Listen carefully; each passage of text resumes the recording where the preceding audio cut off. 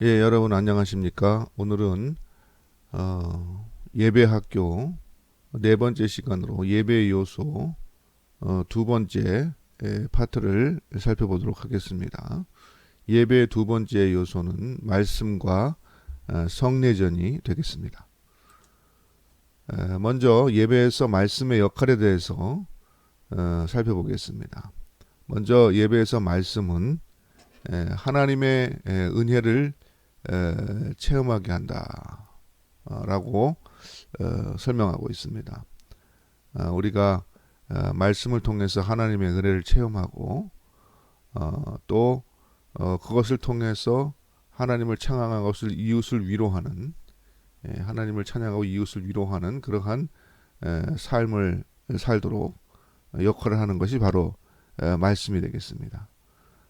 그리고 말씀을 통해서 우리는 시험을 이긴 용기를 얻습니다. 네. 그리고 하나님의 나라를 궁극적으로 소망하는 그러한 삶을 살게 되는데 이것이 바로 예배 중에 있는 말씀 선포를 통해서 우리가 얻게 되는 것이다. 이렇게 말씀드릴 수가 있겠습니다.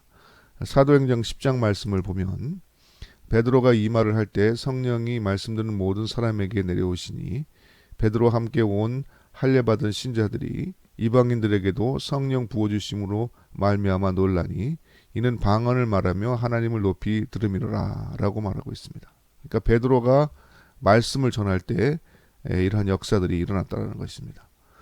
마찬가지로 오늘날 예배 시간의 말씀을 통해서 우리는 하나님의 은혜를 체험하고 그리고 하나님을 찬양하고 이웃을 위로하는 삶, 그리고 시험을 이기는 용기를 받고 그리고 하나님 나라를 소망하는 그런 소망 가운데 살게 된다는 것입니다.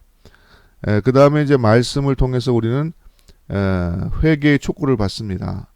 사도행전 2장 37, 38절에 보니까 그들이 그 말을 듣고 마음에 찔려 베드로와 다른 사도들에게 물어 이르되 형제들아 우리가 어찌할꼬 하거늘 베드로가 이르되 너희가 회개하여 각각 예수 그리스도의 이름으로 세례를 받고 죄사함을 받으라 그리하면 성령의 선물을 받으리니 라는 말씀이 나옵니다. 베드로가 성령의 충만함을 받은 후에 이제 동족들 앞에서 설교할 때 그들이 마음에 찔려서 회개하고 어떻게 하면 우리가 용서를 받겠는가라고 고백했다는 것입니다.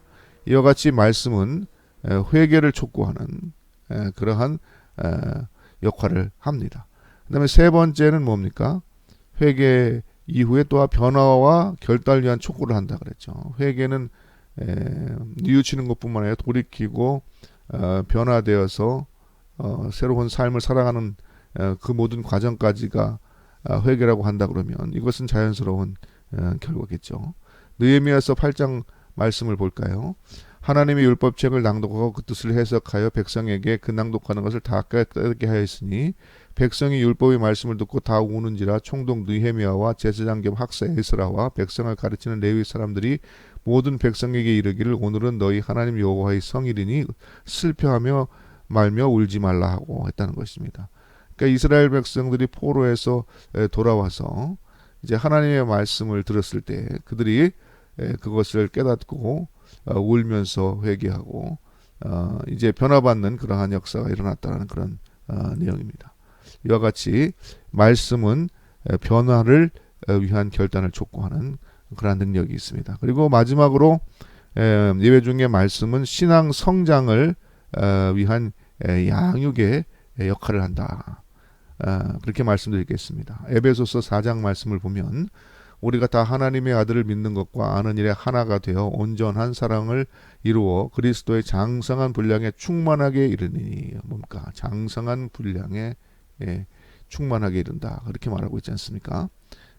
이는 우리 이제부터 우리 어린아이가 되지 아니하며 사람이 속임수와 간사한 유혹에 빠져 온갖 교훈의 풍조에 밀려 유동치 않게 하려 함이라 라고 말하고 있습니다. 그래서 우리가 말씀을 들을 때 우리의 신앙이 성장하고 그리고 견고해지는 그런 성숙해지는 그런 역사가 일어난다라는 것입니다. 그러면 두 번째로 말씀 선포, 예배 중에 이루어지는 말씀 선포와 말씀을 듣는 태도에 대해서 우리가 살펴보도록 하겠습니다. 먼저 말씀을 선포하기 앞서 성경을 봉독합니다. 우리가 봉독한다 할 때 이 봉은 받들어서 읽는다 그런 뜻이죠. 그리고 이 성경 봉독은 교독, 서로 번갈아 읽거나 합독, 모두 한 목소리로 읽는 방법으로도 할 수가 있다. 그렇습니다. 그 다음에 성경 봉독이 있은 다음에는 뭡니까? 이제 목회자의 설교가 있죠. 설교는 무엇입니까? 하나님의 말씀을 전하는 것입니다. 전하는 것. 그러니까 이것은 목회자가 마음대로 자기 느낌이나 자기 주장을 펼치는 것이 아니라 하나님께서 말씀을 하시고 그것을 목회자가 이제 뭡니까? 말하자면 스피커가 되어서 이것을 청중에게 전달하는 그러한 것이 바로 설교라는 것입니다. 그러니까 우리가 설교를 들을 때 어떤 태도로 들어야겠습니까? 바로 하나님을 바라보고 하나님의 말씀을 듣는 그러한 태도로 설교를 들을 때 은혜가 되는 줄로 믿습니다. 예레미야서 말씀을 보면 그러나 물은 여호와를 의지하며 여호와를 의뢰하는 그 사람은 복을 받을 것이라 그랬습니다. 하나님을 의지하고 하나님을 바라보는 태도로 하나님의 말씀을 듣겠습니다라는 태도로 설교를 듣는 것이 합당합니다. 그 다음에 또 뭡니까? 말씀 그대로 수용하라 했습니다. 말씀 그대로. 이 인간의 말이 아니고 하나님의 말씀을 전달받는 것이기 때문에 그 말씀을 그대로 하나님의 말씀을 들어야 은혜가 된다는 것입니다. 그리고 능력이 일어나고 변화가 일어난다는 것입니다.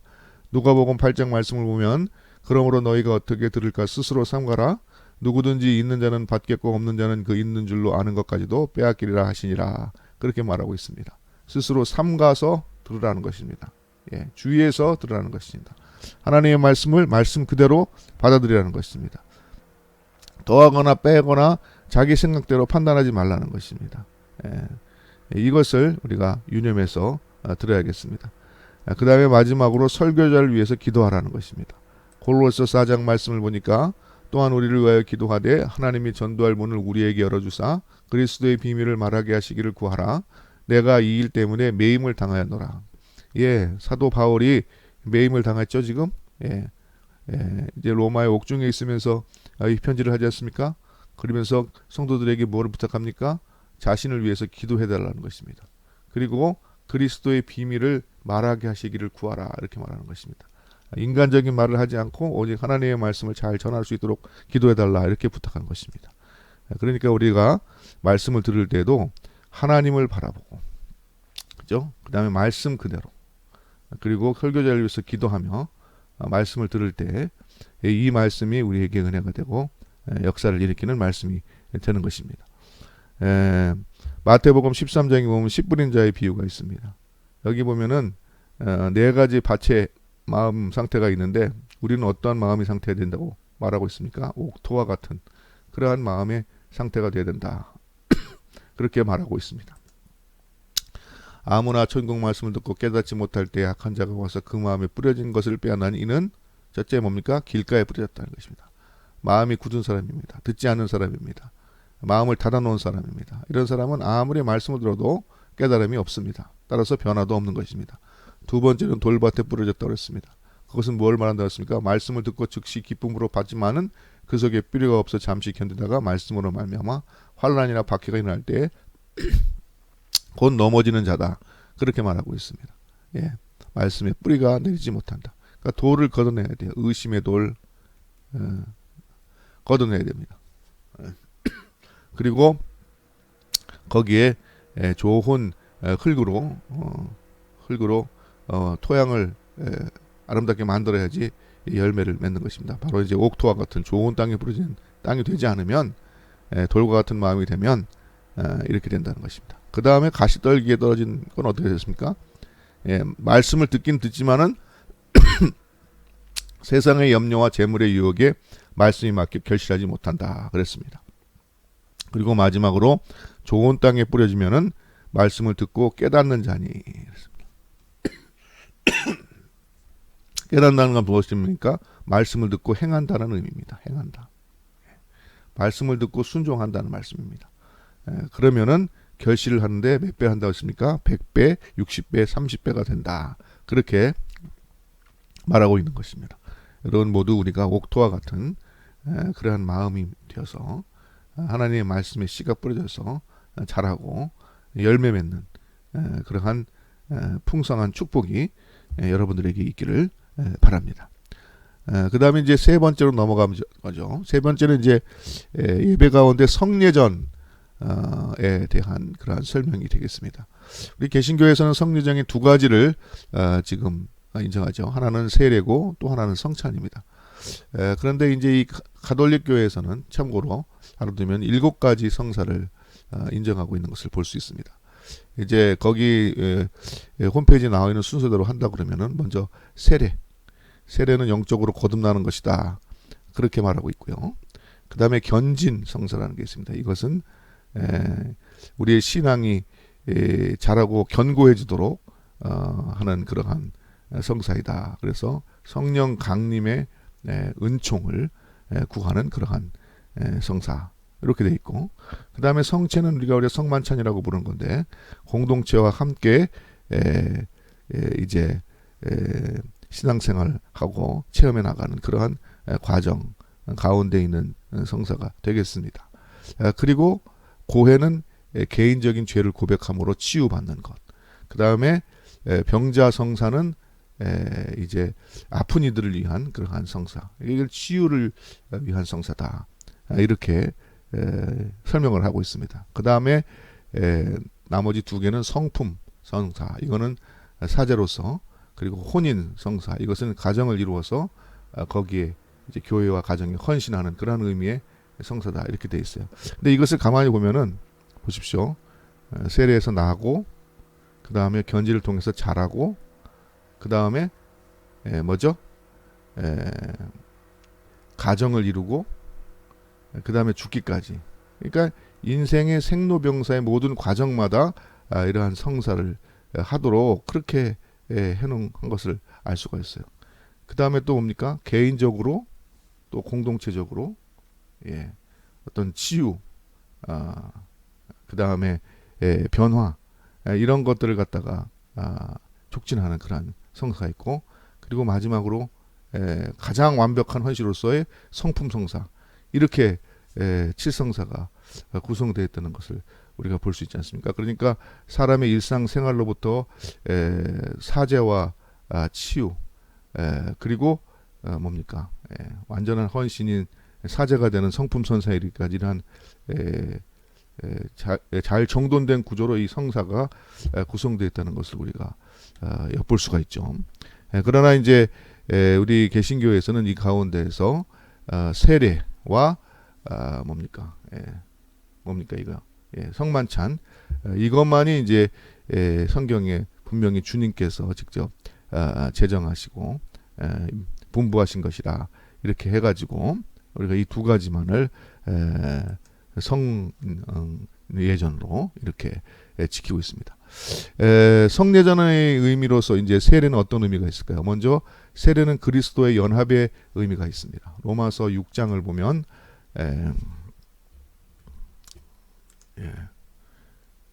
로마서 6장 말씀을 로마서 6장 말씀을 보면 무릇 그리스도 예수와 합하여 세례를 받은 우리는 그의 죽으심과 합하여 세례를 받은 줄 알지 못하느냐, 그렇게 말하고 있습니다. 그러니까 그리스도와 합하는 이것이 바로 세례이다, 그렇게 말하고 있다는 것이죠. 그 다음에 두 번째는 그리스도의 옷을 입는 것이다 라는 것입니다. 갈라디아서 3장 말씀을 보면 누구든지 그리스도와 합하기 위하여 세례를 받은 자는 그리스도의 옷 입었느니라, 그리스도로 옷 입었느니라, 이렇게 말하고 있습니다.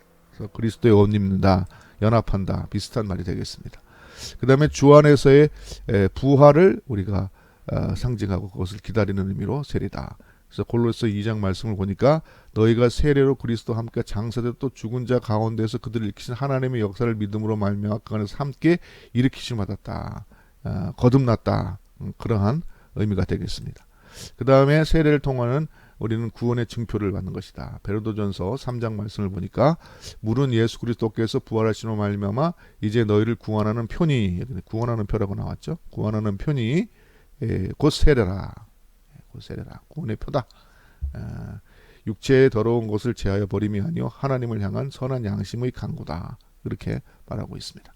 그래서 세례의 의미는 그와 같다. 그 다음에 이제 성찬은 뭡니까? 먼저 그리스도의 죽음을 기념하는 것이다. 그렇습니다.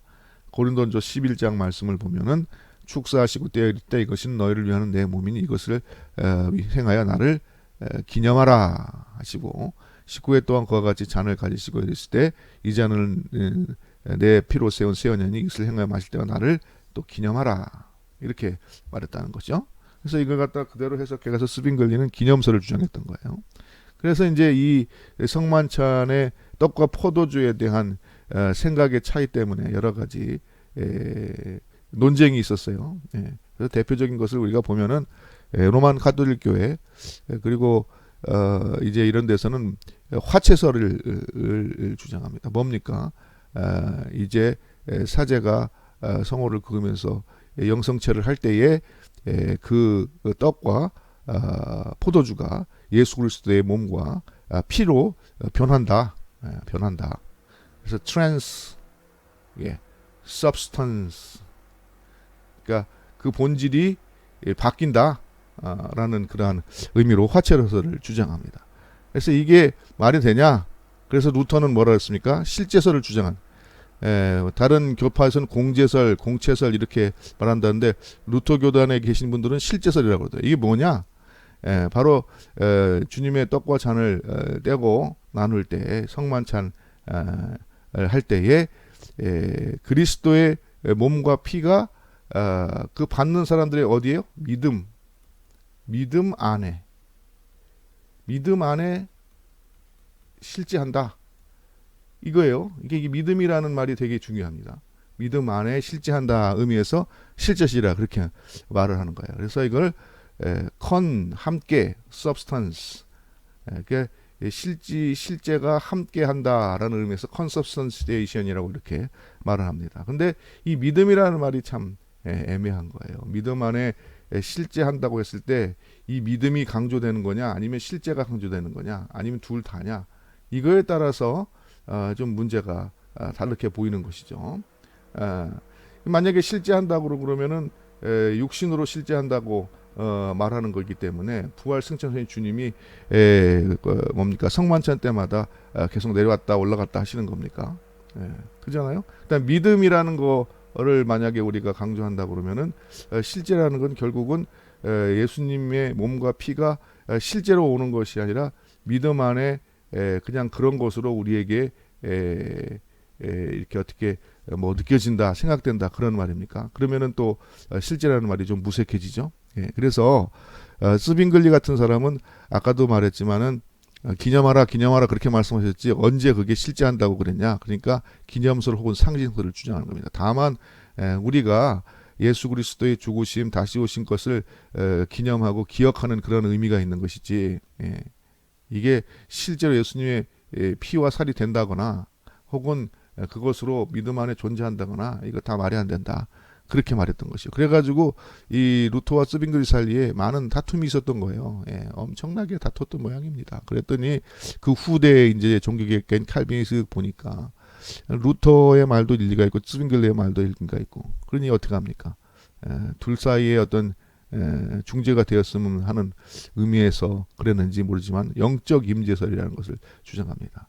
그러니까 임재를 하긴 하는데 주님께서 임재를 하긴 하는데 영적으로 성령으로 쉽게 말하면 성령으로 임재를 하시는 것이지 그게 육신이 된다거나 혹은 육신으로 믿음 안에시든지 어쨌든 실제한다거나 그거 아니다. 성령으로 우리가 성찬을 받을 때 성령으로 주님께서 우리 가운데 임재하셔서 우리 가운데 변화를 일으키고 역사를 일으키시는 것이다. 이렇게 얘기했다는 거예요. 그랬더니 또 그거 가지고 또 그게 무슨 말이냐? 이거 너무 너는 인본주의자다. 인본주의자다. 왜 그러냐? 우리가 믿음으로 볼 때는 불가능해 보이는 예수님의 육체와 피가 실제 할 수 있다고 그렇게 믿는 것이 믿음인 것이지 그렇지 않고 그게 불가능하다고 생각하니까 영적이라는 말로 그렇게 돌려 말하는 거 아니야.